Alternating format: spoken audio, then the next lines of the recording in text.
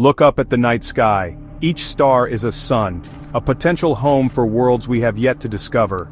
Now look down, look back in time. A civilization that gazed upon those same stars. They built something that would endure for millennia, the Great Pyramid of Giza. It stands on the edge of the Sahara, a man-made mountain of stone, a monument to human ambition. We thought we knew its story, a simple tale of pharaohs, tombs, a journey to the afterlife.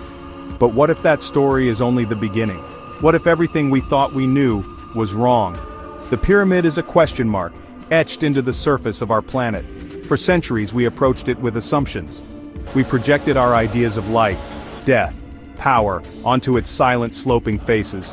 We saw a tomb and looked for a body. We saw a monument to a king and read every feature through royal ego. But science questions assumptions. Point our most advanced instruments at these wonders. The simple story begins to crumble. The stone begins to speak a new language. The story we all learned in school was simple. It was elegant. It was a tale that fit neatly into our understanding of the ancient world. Around 4,500 years ago, the great Pharaoh Khufu commanded the construction of a tomb for the ages, a stairway to the heavens to ensure his eternal life among the gods. Tens of thousands of laborers, so the story went, toiled under the hot Egyptian sun. They dragged massive limestone blocks across the desert on wooden sleds. They dragged massive granite blocks across the desert on wooden sleds. They built enormous ramps, winding their way up the side of the growing structure. A masterpiece of project management and brute force. This traditional narrative was built upon a foundation of ancient texts and early archaeological work. The Greek historian Herodotus, writing 2,000 years after the pyramid was built, described a massive workforce and ingenious machines. For a long time this was our primary source. Then we learned how to see through stone. In the 21st century we developed new senses. We are no longer limited to what our eyes can see or our hands can touch. We can use the universe itself as a flashlight. One of the most powerful tools in this new sensory toolkit is muography. Muons are subatomic particles. They are created when cosmic rays from deep space smash into Earth's upper atmosphere. Cosmic rays hit the atmosphere and shower muons down onto the Great Pyramid, some passing through to a detector below.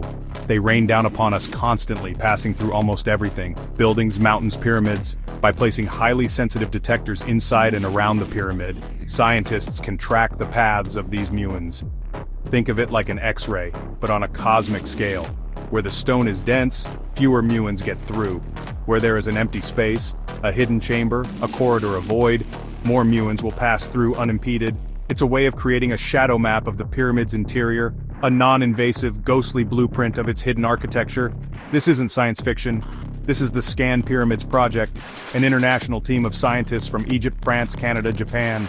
They turned their muon detectors on the Great Pyramid, patiently collecting data month after month, letting the cosmic rain reveal what has been hidden for 4,500 years. The first whispers came in 2016. The data suggested a small, previously unknown cavity just behind the pyramid's north face, a tantalizing clue. But it was just the beginning. The team continued to scan. In 2017, the whispers became a shout. The Scan Pyramids team announced a discovery that sent shockwaves the worlds of archaeology and Egyptology. The muon detectors had revealed something extraordinary, a massive, previously unknown void deep within the Great Pyramid. It sits directly above the Grand Gallery, the magnificent ascending corridor that leads toward the King's Chamber. This isn't a small room. This void is huge, at least 30 meters, nearly 100 feet long, with a cross-section similar to the Grand Gallery itself. A space the size of a modern passenger jet, hidden from human eyes for 4.5 millennia. The existence of this big void, or Scan Pyramids Big Void as it is formally known, was confirmed by 3 independent teams using 3 different muon detection technologies.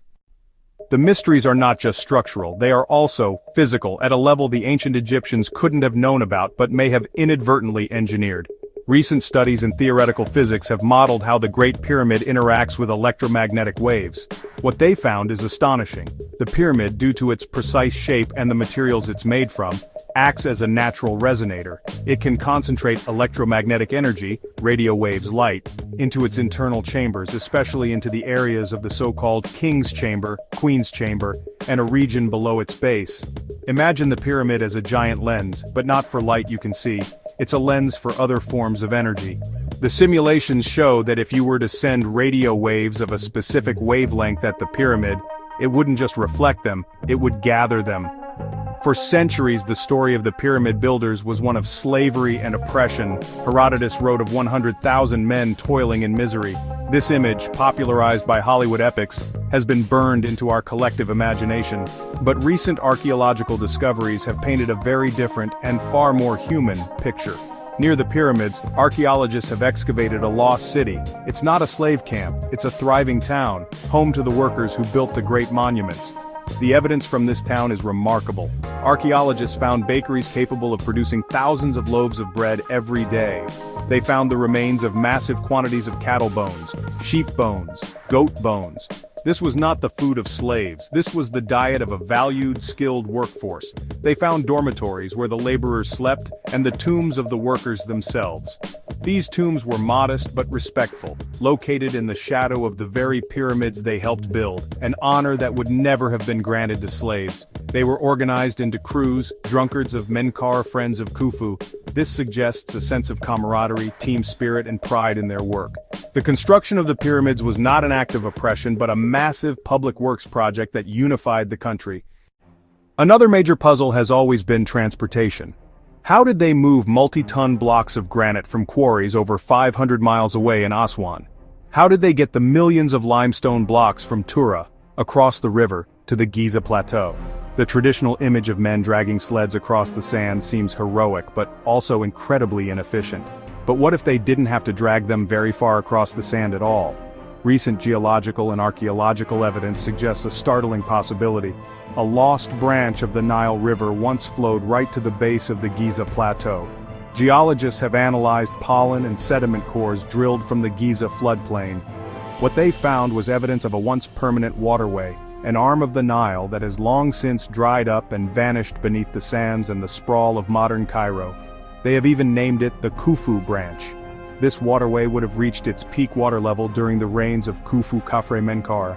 It seems the Egyptians didn't just choose the site for its high, solid ground, they chose it for its waterfront access. This changes everything. Suddenly, the logistical nightmare becomes a brilliant feat of engineering and planning. Imagine it. Great barges laden with massive stone blocks floating down the Nile from distant quarries.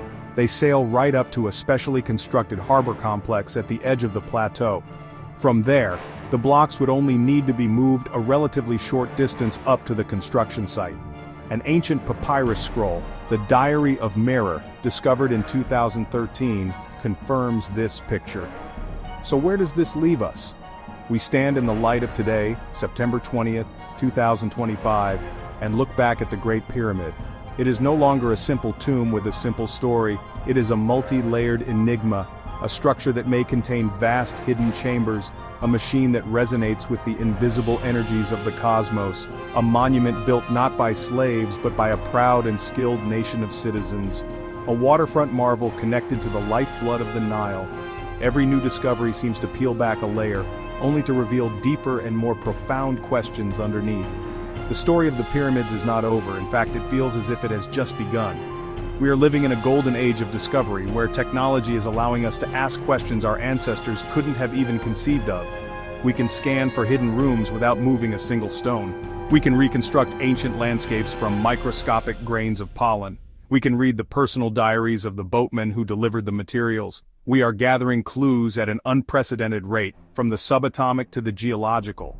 The pyramid is slowly, piece by piece, giving up its secrets. What will the next discovery be? The only thing we know for certain is that we must remain curious. They were built by people who gazed at the cosmos and dared to build something that would last forever, and we are the ones who get to write it.